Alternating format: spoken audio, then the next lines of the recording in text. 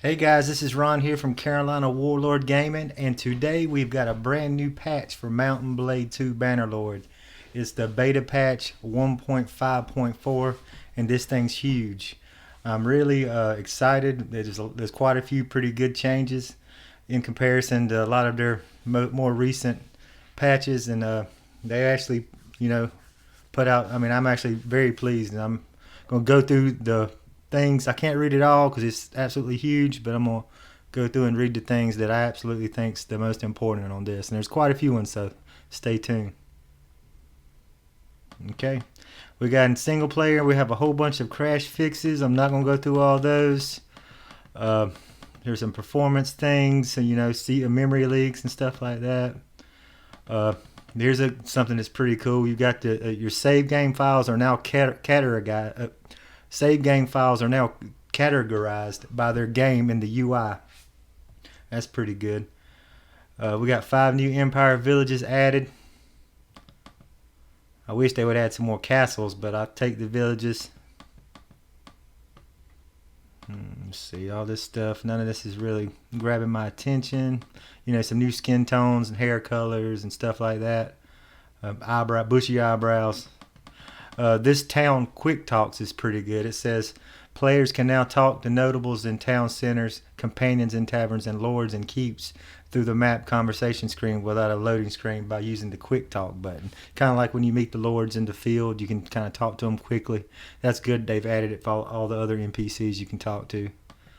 Okay, let's keep on going. Let's keep on scrolling down. There's a bunch of stuff here. You want to go through it yourself and see everything, but I'm trying to make this video pretty short. Okay, I'm not seeing anything else that really. They fixed some of the damage from throwing weapons. Let's see. I'm going down to battles and sieges. It says a bug in the tactical AI that causes defending armies to become indecisive. So we got a tactical AI fix for when you're defending a castle. So they won't be indecisive. They'll pretty much know what they're doing and go right to it and do it. It says they've fixed some unintended battering ram behavior. Okay, down here in character development system, it says they've added 31 combat related primary and secondary throwing perks and effects. Added 25 campaign side roguery perks. Added 31 campaign side tactic perks. Added 40 campaign side scouting perks. Added 38 campaign side steward perks. Added 33 campaign side trading perks. I'm assuming this is just the part that, the top, how most of the skills have 2 different effects. So I'm assuming that most of these perks are just like, halfway fixed. But still, that's a whole bunch. That's more than they've ever released at one time. So that's good. Let's see, let's keep on scrolling down. Okay, here's a biggie. Healing skills did not affect the healing speed for larger armies. Instead of scaling healing rate with army size, it now scales better with medicine skill. This change should make medicine skill more meaningful. Changed healing for regulars from 0.2 to 0.2 times wound count for a fixed 5 base heal. Changed settlement healing for regulars from 8 to 10 settlement base healing. Changed the skill bonus for healing regulars from 0.1 per skill level to 1%. So they've really buffed the healing rate. I've already thought that the surgery skill that they have, the skill to keep your people from dying, it's pretty good. So now the rate at which you heal after your army's wounded went up a lot. So that's great. Let's keep on going. Okay. It says they added some new clans. That's cool. Always up for that.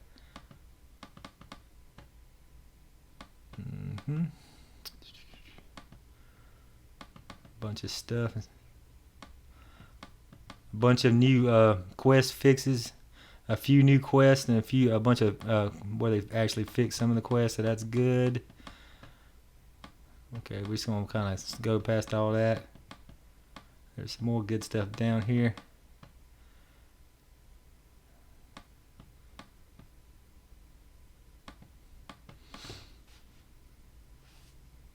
Okay, here's a real big one. This one kind of the first time I read this, I went through it real quick, but after I looked at it again, this might be the best thing that in here that you probably don't pay attention to. It says body armors with armed leg covers now provide more armor to those parts. Now, the second part's what's huge. Armor pieces have been rebalanced and recalibrated. Most troops now use different armor pieces than are balanced for their tier and troop type.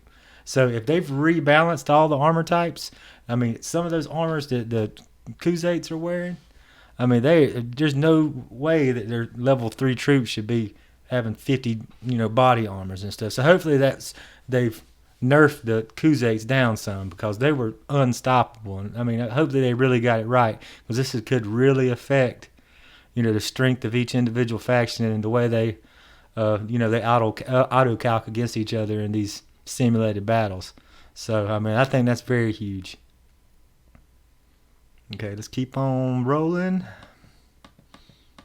And multiplayer, I don't play too much. There's quite a few of those.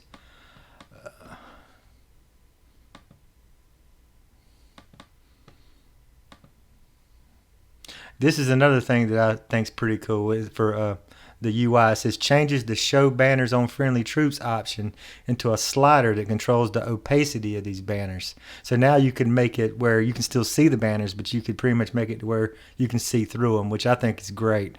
Because I mean that really helps in battles, especially if you're fighting someone with similar colors that you. You want to cut it off, but then you don't want to cut it off. So I mean this is great. Meeting in the middle here that you can have them, but have them, where you can see through them. So that's pretty great. I'm really anxious to try that out. Okay. Some performance improvements, animations, combat.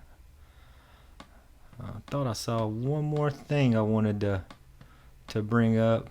Okay, I think that was it. I mean, now let's get and my final thoughts are. These are some great changes. One thing that I wished I would have seen on here that I haven't seen is some economy improvements. I mean, the workshops are a joke right now.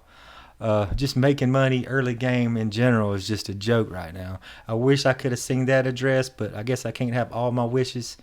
But for the most part, I'm very happy with this compared to the last one, which was pretty much just a big giant hot fix. I actually felt there's some meaningful changes here, and this was actually I'm really happy with Tail Worlds and at least with this one. All right, thanks for watching. Until next time.